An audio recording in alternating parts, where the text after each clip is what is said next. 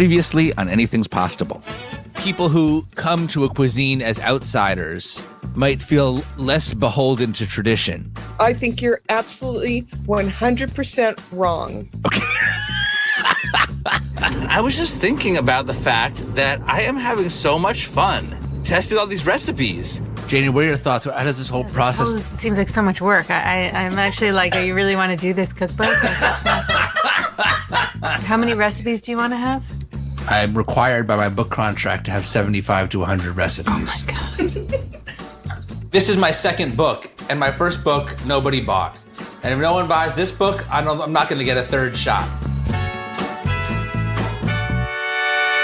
This is the Sporkful. It's not for foodies, it's for eaters. I'm Dan Pashman. Each week on our show, we obsess about food to learn more about people. This is episode 2 of Anything's Pastable, a 4-part series giving you the inside story of the making of my first cookbook. By the end, you'll never look at a cookbook the same way again. Now, if you haven't listened to part 1 yet, please go back and start there. Okay, let's get into it.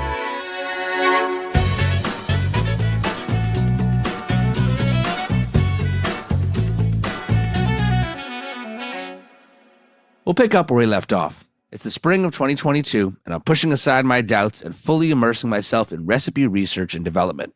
A lot of the recipes in my book will be things that my recipe developers and I come up with. But in reading through old cookbooks and talking to people who've lived in Italy, I've also come across a few obscure Italian pasta dishes that seem perfect for my book. They're mostly unknown even in Italy, outside their specific regions. They're pretty easy to make, and they contain surprising twists that really make them stand out from the ones you've seen a million times. But these dishes are so obscure that it's hard to find people in America who know how to make them. I decided if I'm going to do them right, I have to go on a research trip to Italy. My daughter Emily's response to that news? Everything's like, oh my God, the good pasta's in Italy, and everybody's like, oh my God, Italy. Why does it have to be in Italy? Like, what's so great about Italy? Well, one great thing will be that I can taste these little-known dishes in the places they're from, cooked by the people who know them best. But in addition to researching these dishes, I have a larger goal for this trip. You know, everyone jokes about how resistant Italians are to any deviation from tradition. With cascatelli, one of the most common questions I got was, what do the Italians think? I could anticipate a similar question with this cookbook. What do Italians think of ideas I want to try like kimchi carbonara, mac and dal, and furikake pesto? The obvious answer is they won't like it, because that's not the way it's always been done. But I was surprised to learn in my research that one of the pasta dishes I want to go to Italy to learn about was actually only invented about 60 years ago. The notion of a new addition to Italy's pasta canon hadn't really occurred to me. I just assumed all the Italian pasta recipes were from ancient times. But this newer dish made me wonder, how do evolution and innovation happen in a food culture that always seems to be depicted in sepia tones? And where does my book fit into that process? With those questions in mind, I board a flight to Italy. Pleasure to welcome you to Rome, where the correct local time is 7:40. In the peak of summer 2022, I arrive in Rome. On my first day, the heat index is 102 degrees. When you walk out the door, it feels like a wall of rendered guanciale fat washing over us. It's really something. I'm about to eat my way across Rome with food writer Katie Parla, an American who's been living in Italy for 20 years. She's written multiple cookbooks about Italian cuisine and gives food tours, including to folks like Stanley Tucci, Andrew Zimmern, and Action Bronson on their TV shows. Cut through here because it's a little bit faster. We're walking through. Katie and I head to lunch. On the way, she explains that Italian food is very regional. There are lots of dishes that are only found in one area and sometimes in only one town. Historically, Rome has been one of the few places where different culinary traditions have mixed. So it's a good place to explore my larger questions of how Italian pasta culture evolves. Buongiorno, ciao Katie, come stai? We arrive at our first stop, Piatto Romano. We're here because the food is always delicious. They do things that really reflect the location that we're in. Katie orders us 3 pasta dishes, a salad, and some wine. And it's at this restaurant where everything changes for me, because Katie drops a pasta bombshell. The 20th century is when Italians start eating pasta regularly. Some regions still don't really consume it in a significant way at all. And wait, you're telling me that pasta wasn't a big thing in Italy until the 1900s? That's right.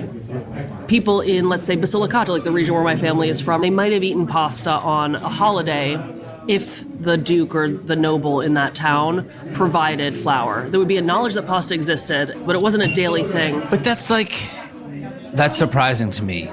I mean, that makes it a relatively new thing. Pasta as part of an Italian national identity is a 20th century thing. Katie explains that Italy's separate regions were just unified into one country in the late 1800s.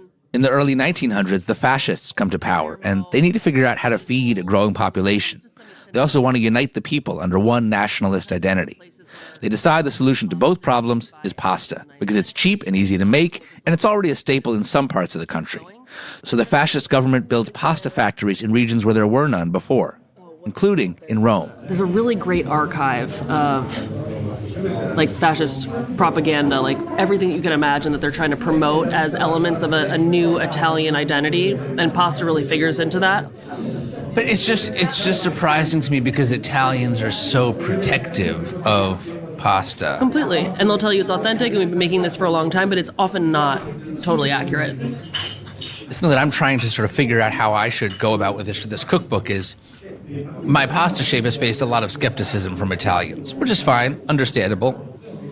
That being said, the fact that it only has been basically the national dish of Italy for 100 years makes me feel like it's a space that is actually more open to new ideas than maybe might seem at first glance.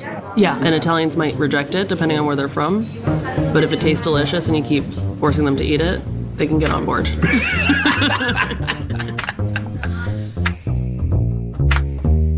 That evening, Katie and I meet up for dinner at Cesare al Casaletto. I had asked her to show me examples of new ideas in pasta in Rome. Where's the innovation happening? So she takes me to try Chef Leonardo Pia's deep-fried gnocchi with cacio e pepe sauce. TBH, it tastes like tater tots. I could eat deep-fried gnocchi every day forever. Also, I would dip these in ranch. Yes. This deep-fried gnocchi with cacio e pepe sauce is incredible. And when Leonardo comes over to our table to chat, he tells me the dish came about because he has these ingredients in the kitchen all the time. La prima ragione è perché quando tu cucini tutti I giorni. One day, he decided to combine them. As he says, this is how a lot of culinary evolution happens. Quello che trovi al mercato, quello che puoi fare. After the feast, it's time to call it a night. We accomplished a lot today, Katie. We did a lot. You're talking calorically, right? The next day, Katie and I meet up for another dinner, this time at a trattoria called Armando al Panteon, Armando at the Pantheon. Anything else that you feel like we need to... The gricia here is pretty legendary. Gricia. Gricia. That's carbonara without eggs. So, while that does describe it, it implies that carbonara was first. But in fact, gricia is the OG shepherd's pasta that's made with pepper, pecorino, guanciale. They make theirs with white wine as well. And that's tossed with pasta. And that was around for... Guanciale is cured pork jowl, similar to bacon, but not so smoky, more porky. The server brings the gricia over to our table. Buon appetito. Those are like slabs of guanciale. Yeah. All right, this is outstanding. One of my faves. Not only is the pasta perfectly tooth-sinkable, and the guanciale perfectly meaty with crispy edges, and the pecorino mounded on top like a perfectly fresh snowfall, but the black pepper they sprinkle on top is cracked whole peppercorns, earthy and fragrant. Looking back, it's probably the single best pasta dish I ate in Italy. As Katie said, gricia was a shepherd's pasta. It first appeared in the Italian countryside. But in the mid-1900s, there was a huge migration from the country into cities. That's where, legend has it, gricia gave birth to its two most famous babies. And that was around for a really long time before it's enriched with tomato sauce to make a matriciana, and then ultimately enriched with egg in the late 50s and early 60s to make carbonara. Wait, carbonara only dates back to the 1950s? Katie's dropping bombshells left and right. I always assumed the Roman emperors ate carbonara. Turns out my parents are older. And that may not even be the most shocking thing about it. After 3 epic meals, I say goodbye to Katie and prepare to leave Rome and head south. But before I tell you more about my trip, I want to dive deeper into the history of carbonara, because it has a lot to tell us about the evolution of Italian food. Grazie Dan, per me è un piacere mio. This is Luca Cesari. He's a food writer and historian based in Bologna. Last year, he published a book called The Discovery of Pasta, which has a whole chapter on the history of carbonara. I talked to Luca with the help of an interpreter named Lilia Pino-Bluin. Tutti pensavano. We all thought that carbonara had existed forever and ever since the Middle Ages. Today, any Italian will tell you that carbonara is a pasta coated in a sauce made from guanciale, raw beaten eggs, pecorino romano cheese, and black pepper. But Luca says Italians only coalesced around this recipe in the last 20 years.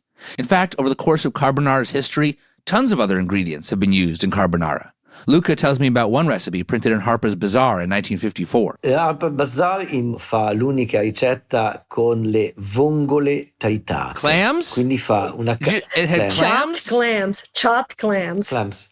Chopped clams, parmesan, and eggs. Luca, what would happen if you went into a restaurant or any Nona's house in Italy today and said, I would like traditional carbonara with chopped clams, please? Sì. Da noi si dice ti fanno un TSO, che si chiama un trattamento sanitario obbligatorio. Chiamano l'ambulanza e ti portano via con la camicia di They fumo. would literally take you straight to a madhouse. They would put you in restraints and carry you out to a madhouse. For decades, cream was another common addition to carbonara, even though Luca says most Italians today would clutch their cannolis at the thought. Still, they might find the larger idea that carbonara is so relatively new to be most scandalous. Luca has spent years poring through newspaper archives, cookbooks, and other pop culture artifacts to confirm this. Prima del 1959, perché Before 1949, there's no trace of a pasta dish known as carbonara. Luca says there were earlier dishes that might have been forerunners to carbonara, like gricia, which I mentioned earlier. Based on his research, he believes carbonara likely came about when American soldiers were in Rome at the end of World War II.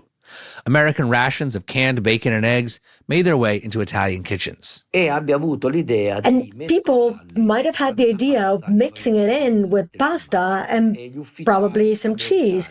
And then this dish became very, very popular among the troops and the American officers because it was a mix of the most traditional Italian food, that is spaghetti or pasta, and then the flavors of an Anglo-American breakfast. And that creates a bridge between the two sides of the Atlantic. Un ponte tra le due sponde dell'Atlantico. So is it fair to say that carbonara is a form of culinary fusion? Yeah. La fusione. Yes, it is the ultimate culinary hybrid par excellence. Assolutamente. So carbonara could probably only have come into existence with contributions from Americans who were in Italy during World War II. That's why Luca calls it an American dish born in Italy. In other words, I'm far from the first American to contribute to pasta's evolution. But even when carbonara was created, there was not widespread agreement on what the ingredients were. Luca says old cookbooks often list the cheese as Parmigiano instead of Pecorino, and the meat as bacon, or pancetta, which is basically Italian bacon, instead of guanciale. The very first recipe printed in Italy had pancetta and Gruyere, a cheese that's not even Italian. Other recipes had mushrooms or garlic, and there was that infamous one with the clams. Luca tells me when he shares his research with Italians, some of them object. They insist their grandmother's grandmother made carbonara the exact same way people make it today. But others are open to a new perspective. Sta cambiando la narrazione vera e propria. The storytelling around cuisine is changing. Some people do start to say, well, maybe what we've told each other up until now is not all that realistic. Maybe the time has come for us to listen to those who do research and those who have documents. And maybe the history of our gastronomy is not as linear as we've always thought it was. Lineare come ce la raccontiamo. So, Luca, I am writing a cookbook. I am trying to show people that there are a lot more ingredients that you can and should put on pasta. On one hand, I have a great respect for Italian food and culture. I love Italian food and culture. Okay. I also want to play with it in my own way. Yeah. So as I work on this cookbook, as I attempt to do that, what advice do you have for me? Oh. Over Zoom, Luca shakes his head and wags a finger at me, as if to say, I don't have advice. He just has one word of encouragement, and he doesn't need a translator. Go. And now, a delicious word from our sponsors.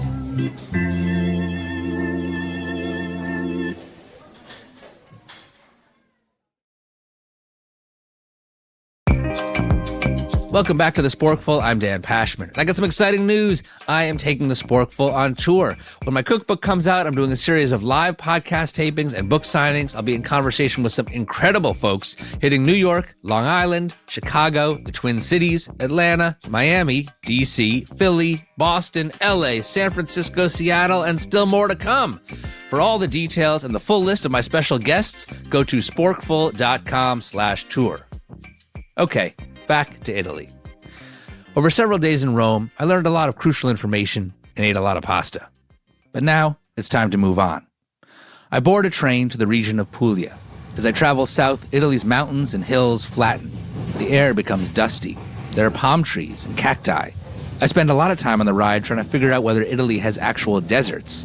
But it proves challenging because Google refuses to believe I don't mean to be searching for Italian desserts. Siamo in arrivo a Lecce. After more than 6 hours, I arrive in the city of Lecce, in the southeastern corner of Italy. Final destination of this journey.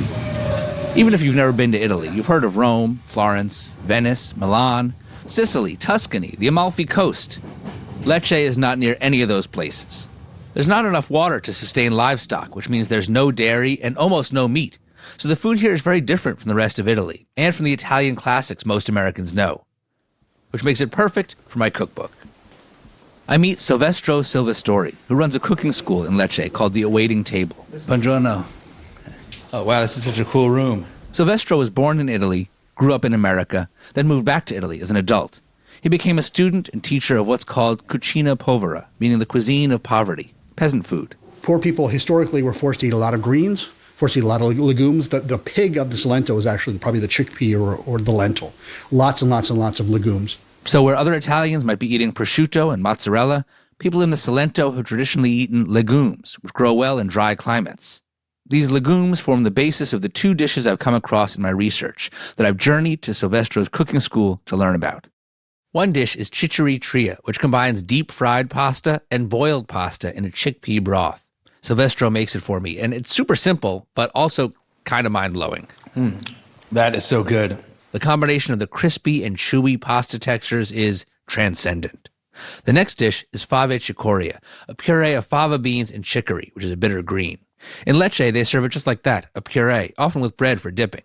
But my recipe developer Katie Laird, a.k.a. Supernona, lived and cooked here in Puglia and suggested something pretty revolutionary, which I run by Silvestro. So the idea with fave cicoria, this may be controversial, but we're thinking about adapting it into a pasta dish. What do you think of that? Change the name.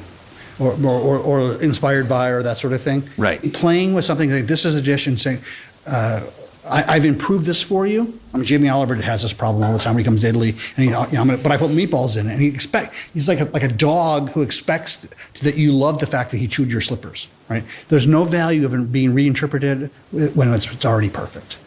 How we name the recipes is something I've actually thought a lot about during this project. I'm doing a recipe for kimchi carbonara, and I think calling it carbonara is fair game. It's carbonara with one ingredient added.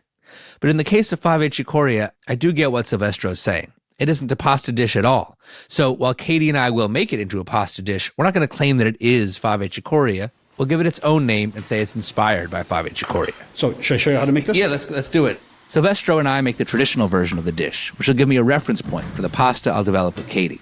He finishes it with what a recipe writer might call a drizzle of olive oil, but in reality is multiple glugs of it. The olive oil is pooling in the bottom of the bowl here, and it does not feel like too much because it's not just like a little bit of lubrication, it's like an ingredient. Yep. When I put a bite of this into my mouth, I am tasting a lot of olive oil. Yep. The fava beans are rich and creamy, the chicory is crunchy and bitter, and the olive oil is peppery and herbaceous. I can't wait to taste this over pasta. My journey to one of the farthest corners of Italy has been worth it. While the two dishes I came here to research will still require a lot of recipe testing and development before they're ready to go into the book, I've confirmed that they're really special, and I can't wait to share them. From Lecce, I travel an hour north to another city in Puglia, Bari. This is where I'll have my first taste of a dish called spaghetti all'assassina. Spaghetti all'assassina literally means assassin's spaghetti. It's spaghetti cooked in spicy tomato sauce, pan-fried until the pasta turns charred and crispy crunchy. Like chichiri-tria, it's another dish that incorporates crispy fried pasta, although this is pan-fried. It's only made in the city of Bari, and I am incredibly excited about its unconventional combination of textures and flavors. All right, taking our first taste of spaghetti all'assassina.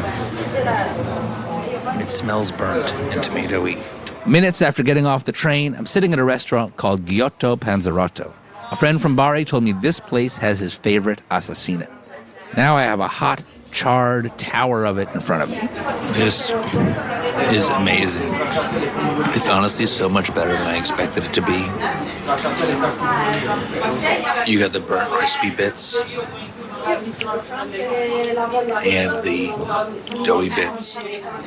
I knew I'd like the pasta, crispy, crunchy on the outside and chewy inside, and the spice. I didn't anticipate the role that tomato sauce would play. It cooks down to a sticky, sweet, spicy paste, which adds great flavor and another contrasting texture. The assassina at Giotto is fantastic, but I don't really have anything to compare it to. I need more of a frame of reference. So I continue my assassina crawl at a restaurant called Chez Joe, where I discuss the dish with other diners. I think that the secret is don't boil the spaghetti. But this man, Vincenzo, explains that there's a big debate in Bari about spaghetti all'assassina. Some people boil the pasta a bit before putting it in the pan with the sauce, just to soften it a little. Others put raw, dried pasta straight into the pan with the sauce. Vincenzo makes clear which side he's on. No boiled spaghetti before. Don't boil it. Prepare nella padella. What's the meaning of a padella? Pan. Pan, yes. So the spaghetti in the spaghetti all'assassina. I know normally you want pasta al dente. Yes. But for spaghetti, I feel like at Giotto, the inside of the pasta was not so al dente, it was a little more soft. Yes. Which is good because the outside is hard. Yes, it's the same. Yes. So here, I think the pasta was al dente. It was cooked perfetto for al dente, but for assassina, you don't want al dente. Yes, you need two different consistency. Yes, consistency, right? Different textures. Yes, soft and hard. Yes. Crispy. So, and when you heat crispy, crunch, it's perfect. Yes. This guy's speaking my language. Vincenzo even teaches me my new favorite Italian word, the word for crunchy, croccante. It even sounds crunchy. As I leave, Vincenzo asks me what hotel I'm staying at. He would later drop off a copy of an Italian mystery novel called Spaghetti all'assassina, in which a fictional inventor of the dish is murdered. It's the fifth in a series of books featuring Bari's most dogged detective, Inspector Lolita Labosco. It's in Italian, so I'm probably not going to read it, but I love it. I'm getting a sense of what makes spaghetti all'assassina so special and so delicious, that if I want to put a recipe for it in my cookbook, I have to know how to make it. Coming up, my research culminates when I visit the restaurant where the dish was invented and interview the 80-year-old chef who was there when it happened. Stick around.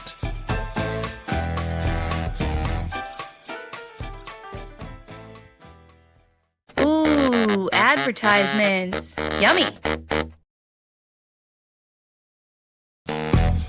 Welcome back. And before we get back into the show, if you're hearing me eat my way across Italy, you may be thinking, I'd like to do that. Well, guess what? I've got good news for you. I've teamed up with the folks at Culinary Backstreets to create a food tour of Italy. The tour will hit all the major spots you're hearing me visit with many of the same people. Sign up for this tour and you'll eat in Rome with Katie Parla, cook in Lecce with Silvestro Silvestori, and eat spaghetti all'assassina in Bari with me. Yes, I'll be joining you for part of the tour too. It's all happening in November. Get the info at culinarybackstreets.com/sporkful. Okay, back to the show. I'm in Bari, where I've eaten a couple of versions of spaghetti all'assassina. I did also chat with folks working in those restaurants to gather a bit of intel, and I was able to confirm that at both places I visited, they do not boil the spaghetti before frying it in the pan. But I didn't get much more info on the cooking process than that. Before I feel ready to recreate this dish for my cookbook, there's one more place I have to go. Good to see you again, my friend. Good to see you again. I meet up with Antonello Di Bari, who I first met through pasta circles. He runs a pasta factory in Bari. He agreed to show me around. I tell Antonello about my plans to include spaghetti all'assassina in my cookbook. Exactly. A lot of people, even in Italy, don't know about it. People must know about it. Yeah, because it's tasty, it's crunchy, and you can never stop eating it. Antonello and I arrive at a restaurant called Al Sorso Preferito, the restaurant where spaghetti all'assassina was invented. You know, it's rare that you can pinpoint the time and place a pasta dish was born. As we heard from the food writer and historian Luca Cesari, most pasta history is the stuff of lore. But assassina is one of the few that we do have a documented story for. Buongiorno. Al Sorso Preferito has white tablecloths, tile floors, shiny wood finishes, and wine bottles on shelves along the walls. We're going to meet a chef who is one of the inventors of spaghetti all'assassina. But first, we sit down with another important figure in the dish's story, Massimo Dell'Erba. I have a lot of titles. Okay. Among them, I am president of the Accademia of the L'Assassina. President of the Academy of the Assassina. You said you have many titles, Massimo. What are your other titles besides president? I am a physicist.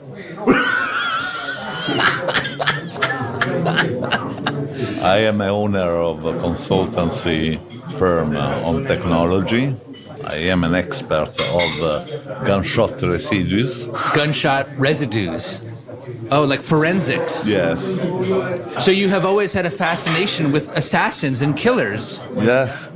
Massimo's Academy of the Assassina started as a joke. He and some friends set out to taste the dish at the restaurants around Bari that served it, with a rigorous scoring system that rated each version on crunch, spice, and char.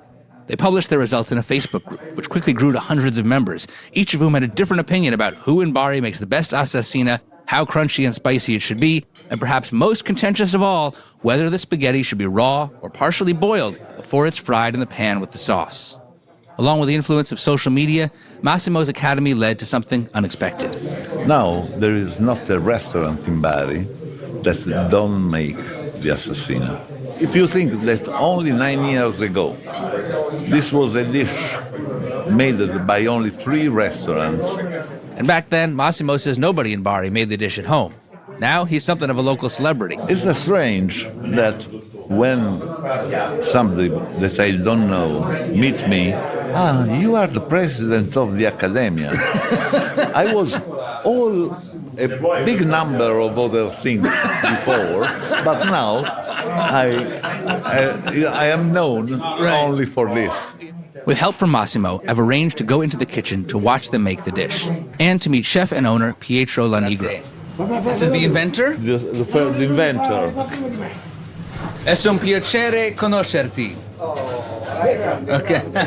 He's 80 years old now, short and bald, but full of energy. He's the only one still at the restaurant who was here when the dish was first invented around 1960. Chef Pietro explains that the chefs were making spaghetti with tomatoes and chili peppers, a classic dish, but they accidentally burned it. They were about to throw it out, and they decided instead to eat it. Massimo translates. This crunchy was good. Interesting. Right. Was good. Right. This burning on the different level of burning finally became the assassina. So when the chefs there realized they had stumbled onto something, they experimented and refined the technique. Customers started asking for it more spicy, more crunchy. Chef Pietro tells me when he eventually bought the restaurant in 1974, he kept riffing on the dish. He added the technique of rotating the pasta in the pan to char more of it, which also further reduces the sauce into that sticky tomato paste. Eventually, he settled on the spaghetti all'assassina he serves today. One of his cooks begins making it as he explains the process. Massimo looks on, and my friend Antonello takes over translating. Oh, that garlic's really frying up. Once the garlic is crispy, when the garlic is fried? It's fried. Okay. You start to add tomato sauce. Right. Now, contrary to what they do at the restaurants I visited yesterday, Chef Pietro does boil his spaghetti briefly before he fries it in the pan. But Massimo, president of the Academy, is in the no-boil camp. So he starts debating the question with Chef Pietro and the other cooks in the kitchen. What's happening? They are just discussing on how to cook it, because as I told you before, there are many different ways to do it. So as I understand, Massimo is explaining that he does not cook it before. Right. He puts it in the pan uncooked. Here they cook it a little bit. Yeah. What do the guys who invented Assassina think about Massimo's technique?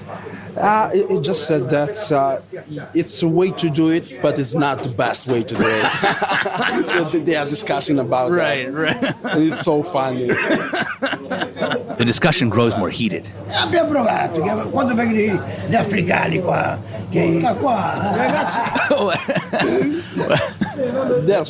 the older man, the chef, old man, is explaining that doing as Massimo usually do, the result is going to be not the same, because the risk is that spaghetti can burn too much.